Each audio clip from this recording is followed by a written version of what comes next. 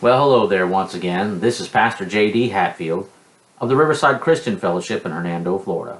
As always, you can find us on the web at voiceofvision.org. And I want to give you something to think about. I want to talk about the line between pragmatism and principle. What am I talking about? Well, when people talk about wisdom and guidance for your life, you might hear a lot of good things about principles and living by principles. And maybe you'll hear a lot of bad things about pragmatism. People will say how you're supposed to live by principles and that you can't judge things by a pragmatic yardstick. They'll tell you that just because something works doesn't mean it's the right thing to do. And they'll warn you that it might wind up being short-sighted. And yes, it's true. You have to be careful with pragmatism.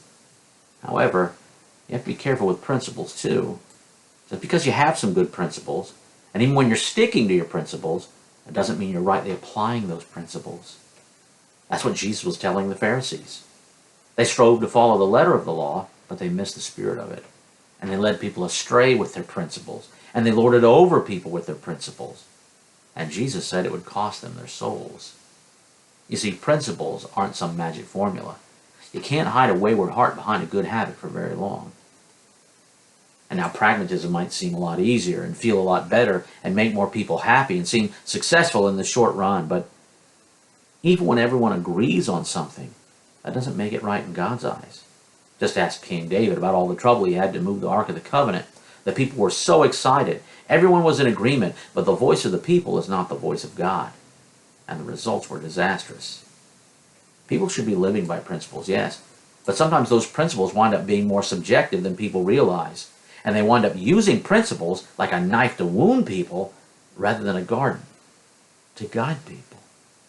Now on the other side, pragmatism can be used in certain situations if we're remaining godly. But sometimes people are just avoiding conflict and employing the go along to get along option. Or they have some hard decision in front of them, but they don't consider the courage of their convictions. They just want to be safe. That's when pragmatism becomes an excuse to indulge people rather than a tool to improve people. Principle and pragmatism can both be used, but there are some situations that are more complex than just an application of principles. And some situations won't lend themselves to any pragmatic solutions. These are those situations that I call the no-win zone. There's no way to perfectly fit everything cleanly and neatly into what you think are God's standards, and no way to make everyone happy if you're trying to please people. What to do? What to do? That's a big thing in life, isn't it? What to do? And a lot of people are looking for wisdom, and wisdom is a good thing. It's the most important thing. But there's a dimension of wisdom that some people don't yet realize.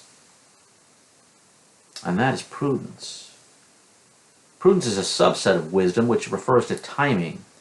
Having the right timing is a valuable skill. That's why I say the fine line between principle and pragmatism is prudence. It's the right thing to do in the right way, at the right time, for the right reasons. When you have a complex situation, and we all do many times, what you need is prudence.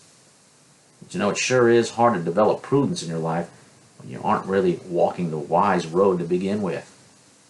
You see, prudence is one of the jewels you find on the path of wisdom. Knowing what to do, how to do it, and when to do it, this is a valuable and precious thing. But if you don't follow wisdom, you won't find prudence.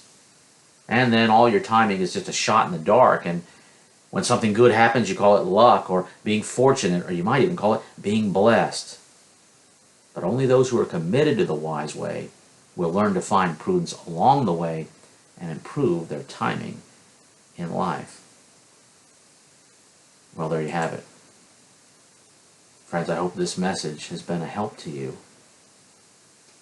Until next time, we'll see you here, there, or in the air. God bless you.